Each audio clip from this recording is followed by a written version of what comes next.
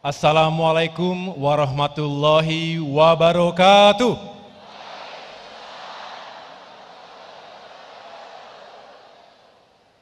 Salam sejahtera untuk kita semua. Yang sama-sama kita muliakan, Ketua Majelis Syuro Partai Keadilan Sejahtera, Habib Salim Segaf Al-Jufri. Sekali lagi tepuk tangan untuk beliau beserta Ibu. Yang saya hormati Presiden PKS Bapak Ahmad Syaiqo beserta Ibu, Sekjen PKS Habib Abu Bakar Al-Habsyi beserta Ibu, seluruh jajaran pimpinan, pengurus, serta kader dan simpatisan PKS dimanapun berada, yang terkenal sebagai kader yang loyal dan militan. Terima kasih atas sambutannya hari ini. Saya bisa merasakan betul energi positif yang dahsyat yang dihadirkan di Istora Senayan hari ini.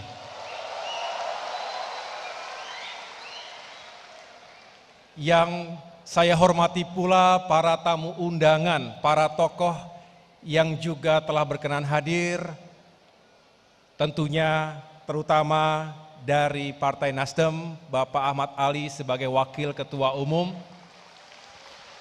Mohon maaf, tidak dapat saya sebutkan satu persatu, tidak mengurangi rasa hormat saya tentunya.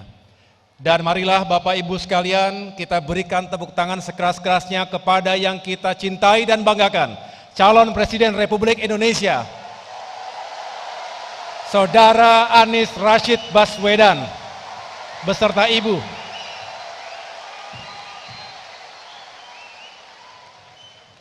Semoga Mas Anies diberikan kesehatan dan tentunya kesuksesan, kemenangan besar bersama-sama kita semua.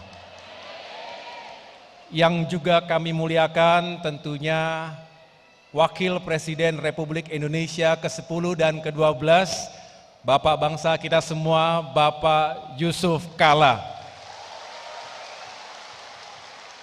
Belum lama ini beliau berulang tahun yang ke-81. Semoga panjang usia, barokah, dan bisa mengawal perjuangan generasi penerus Bapak kita semua. Dan tentunya sebelum saya lanjutkan, izinkan saya juga menyampaikan salam kepada seluruh kader PKS dari Bapak Susilo Bambang Yudhoyono.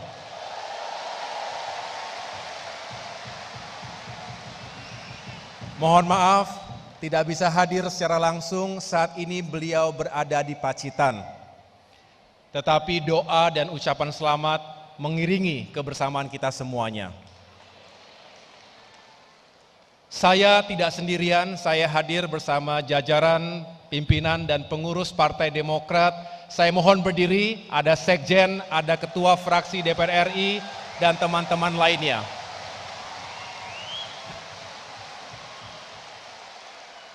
Mereka sehari-hari bersama saya, siap membantu perjuangan, bersinergi dan berkolaborasi dengan PKS dan tentunya dengan Nasdem. Alhamdulillah, kami keluarga besar Partai Demokrat turut berbahagia atas peringatan Milad PKS yang ke-21. PKS pernah menjadi bagian penting dari pemerintahan Presiden SBY selama 10 tahun, dari 2004 hingga 2014. Tentu ada banyak pertemuan visi kebangsaan di antara kita yang menjadi bekal bagi upaya menjaga persatuan dan kesatuan, memajukan demokrasi, pembangunan dan peradaban, serta bersama-sama mewujudkan keadilan dan kesejahteraan. Bekal ini yang semakin menguatkan kebersamaan kita, bersama-sama Partai Nasdem, Demokrat dan PKS beberapa saat yang lalu, kita telah mengusung Mas Anies Rashid Baswedan sebagai bakal calon presiden. Insya Allah, Mas Anies dan kita semua bisa benar-benar menghadirkan harapan baru, harapan bagi rakyat untuk mewujudkan perubahan dan perbaikan di negeri kita ini. Tema perubahan dan perbaikan menjadi sentral dan tentunya menjadi pesan kunci hari ini. Sebuah tema yang kami serap langsung dari rakyat setiap berkeliling Nusantara, dari Aceh hingga Papua. Setiap melakukan dialog dengan rakyat dari berbagai kalangan, berbagai profesi, berbagai latar belakang, juga lintas generasi, karena tentu ada generasi tua tapi juga generasi yang muda. Di sana sini, di stasiun, di bandara, di pasar, di restoran, di kafe-kafe, di tempat-tempat fitness, kami mendengarkan masyarakat kita yang benar-benar mengharapkan agar perubahan itu segera terjadi. Karena rakyat hari ini menghadapi banyak sekali permasalahan. Betul ya Bapak Ibu sekalian ya? Masalah ekonomi dan kesejahteraan. Harga-harga bahan pokok yang naik, mahal, sulit untuk dijangkau. Pupuk langka dan mahal. Sementara itu penghasilan tidak membaik, daya beli turun. Sedangkan kita tahu bahwa kesejahteraan ASN, TNI, Polri juga stagnan, tidak kemana-mana. Lapangan pekerjaan sulit, banyak yang sudah lulus kuliah tapi tidak mendapatkan pekerjaan. Sedangkan anggaran negara yang digelontorkan untuk pembangunan proyek-proyek mercusuar tidak bisa dirasakan langsung oleh masyarakat kecil atau wong cilik. Di sisi lain, utang Indonesia terus membengkak, lebih dari 7.800 triliun. Bertambah lebih dari 5.000 triliun sejak 8 tahun yang lalu. Jauh di atas keamanan fiskal negara kita. Para tokoh nasional termasuk Pak Yusuf Kalla mengingatkan, siapapun presidennya ke depan, siapapun yang akan memerintah ke depan akan terbebani dengan utang yang sangat berat. Jadi Mas Anies Baswedan, ini merupakan tantangan terbesar nanti jika insya Allah Tuhan menakdirkan Mas Anies menjadi Presiden Republik Indonesia. Selain itu, Bapak Ibu sekalian, banyak yang merasakan praktik penegakan hukum yang seolah tajam ke bawah, tumpul ke atas. Tajam ke lawan, tumpul ke kawan. Kita tahu, mengamankan kawan politik dari proses hukum adalah obstruction of justice atau menghalangi penegakan hukum. Sedangkan menggunakan instrumen, saya ulangi, menggunakan instrumen hukum untuk menghabisi lawan politik, namanya abuse of power, penyalahgunaan kekuasaan. Kedua-duanya tidak sepatutnya terjadi di negeri tercinta Indonesia ini. Sementara itu, kualitas demokrasi mengalami kemunduran. We are on the verge of a serious democratic regression. Seperti di jurang, sebentar lagi kita jatuh kepada demokrasi yang makin mundur ke belakang. Yang berani bersuara seolah dianggap sebagai musuh negara. Kita yang kritis, PKS, Nasdem, Demokrat, kalau kritis dibilang musuh negara. Bukankah negeri ini milik kita semuanya? Jangan sampai ada masyarakat yang merasa terbungkam, takut bersuara di negerinya sendiri. Kita juga tidak ingin kebencian, polarisasi dipelihara, menganga, sengaja dilancarkan hanya untuk kepentingan politik semata. Atas berbagai persoalan tadi Bapak Ibu sekalian, rakyat menyampaikan aspirasinya kepada kami untuk mengusung agenda besar perubahan dan perbaikan di semua sektor kehidupan bermasyarakat dan bernegara. Khususnya di bidang ekonomi dan kesejahteraan rakyat, di bidang penegakan hukum dan keadilan, serta di bidang demokrasi dan kebebasan sipil. Agenda perubahan dan perbaikan inilah yang juga menyatukan ketiga partai dalam koalisi, sejalan dengan gagasan bakal calon presiden kita, Mas Anies Baswedan, yaitu meluruskan jalan, menghadirkan keadilan.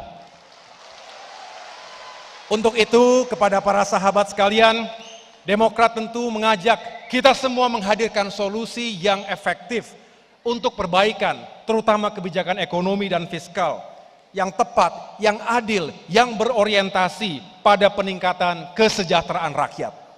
Agenda perubahan dan perbaikan yang lain adalah mewujudkan tata kelola pemerintahan yang tentunya baik atau good governance yang tidak lepas dari prinsip-prinsip transparansi, akuntabilitas, dan juga partisipasi. Itulah agenda utama kita. Untuk mewujudkan good governance ini tentu dibutuhkan karakter dan kapasitas sumber daya manusia Indonesia yang unggul, yang produktif dan juga berkarakter.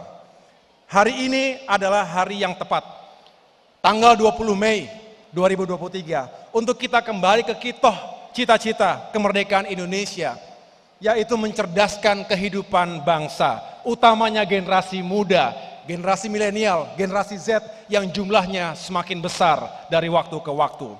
Kita ingat momentum sejarah 20 Mei 1908 dan Reformasi Nasional 21 Mei 1998, bahwa generasi muda terdidik yang telah terbukti menjadi motor penggerak perubahan bangsa.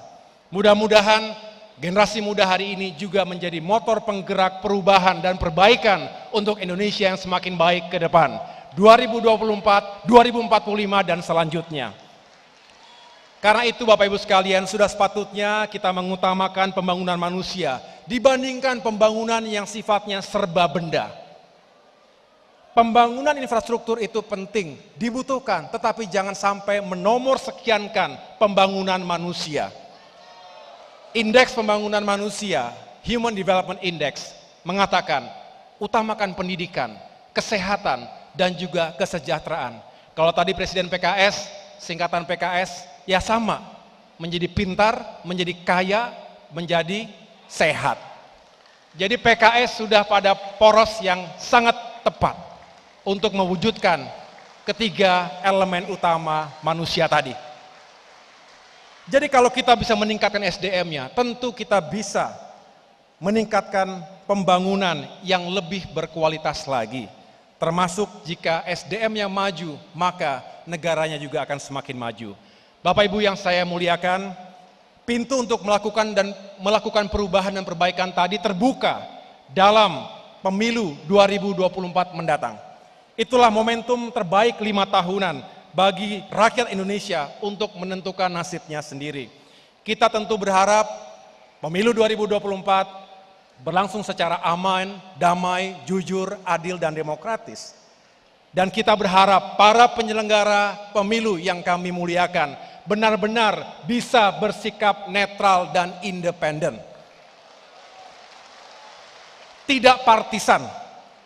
Mungkin, sekali lagi mungkin akan terjadi intervensi, intimidasi, bahkan kecurangan. Tapi kita semua, koalisi perubahan harus kuat, harus bersatu dan berani menghadapinya.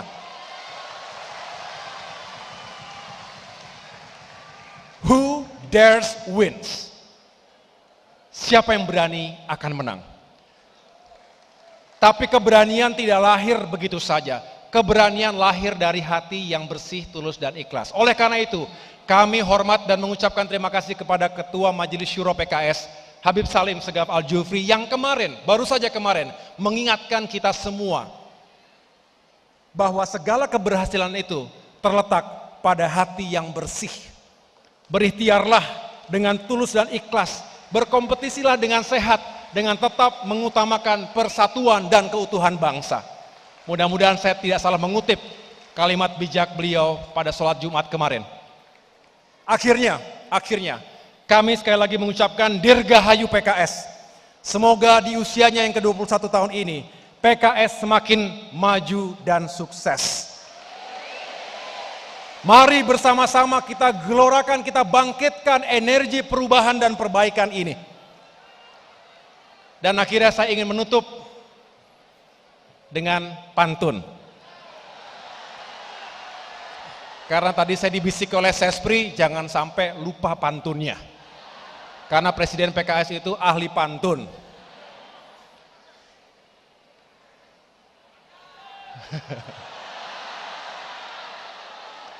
Makan alpukat enaknya pakai es. lebih senang kalau dicampur durian. Selamat Milad ke-21 untuk PKS. Teruslah berjuang untuk keadilan dan kesejahteraan. Satu lagi boleh? Oh, nambah jadinya, nambah kita. Gelombang datang, kapal terguncang. Tali kemudi dipegang erat. Jangan bimbang dalam berjuang. Kuatkan hati bersama Demokrat. Boleh iklan sedikit, katanya live tadi semuanya masalahnya. Terima kasih sekali lagi. Luar biasa PKS, semangatnya, militansinya, dan kesetiaannya. Semoga koalisi perubahan ini benar-benar mendapatkan ridho Allah Subhanahu wa Ta'ala, Tuhan yang Maha Kuasa, menuju perubahan dan perbaikan untuk Indonesia yang semakin baik dan maju ke depan. Selamat Mas Anies Baswedan menjalankan amanah besar ini. Terima kasih. Wassalamualaikum warahmatullahi wabarakatuh.